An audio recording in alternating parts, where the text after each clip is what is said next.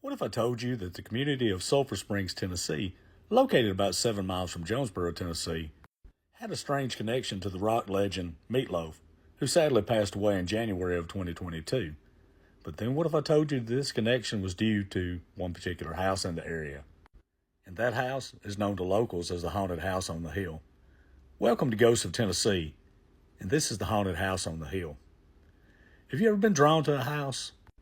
Linda and Brad Talcott, who reside at the Sulphur Springs home, say that's exactly what happened when Linda, Brad, and 4 of their 5 children were looking for somewhere to live after Brad retired from law enforcement in New York. No one had lived in the house for years, and they originally wrote it off due to the amount of work that needed to be done. But something was calling them. Their children insisted on living there, and so with the insistence of their children, and despite its dilapidated state, they purchased the home, repaired it, and began their new life in Tennessee, surrounded by farmland. The house, which was built in the late 1800s by William and Lydia Sherfy, once spanned 400 acres, and includes a pond where rumors persist that a child drowned, while others insist that the house, which was built on top of a well, is where the child drowned. Another story associated with the original owners had to do with William Sherfy. It was reported in the local newspapers of the day that William, who was a local preacher and farmer, had attempted suicide on the property. He would survive this attempt, but almost a year later he would pass away, and no one is sure of its natural causes or suicide. Shortly after moving in, the strange sounds, smells, and voices began. The Talcotts believe there's 3 men and a woman whose spirits haunt the house, and did I mention their son has heard a child's laughter? That makes 5 spirits altogether. Linda says the front bedroom, which used to be their master bedroom and now serves as a nursery, has the most activity. One night, she and her husband woke up to the bed shaking, and they can sometimes hear crying from the woman they believe haunts the house. Her youngest son, Noah, said he sometimes hears a woman saying his name when he's in the master bedroom. And coincidentally, the Sherfys had 9 kids, and one was named, you guessed it, Noah. The Talcotts have had almost daily occurrences since moving into the house, and one of the most prolific encounters happened once again in the master bedroom, which now serves as a nursery after the couple moved their bedroom upstairs. Linda saw what she described as a gas-like figure from above her bed. She said she reached out to touch the object, and it fell into a fairy dust over the bed. She was telling her husband about the experience when the shape appeared again. She followed it to the door of her bedroom, where it disappeared. One morning, when their granddaughter was visiting, 3 loud bangs alerted the Talcotts that she was awake.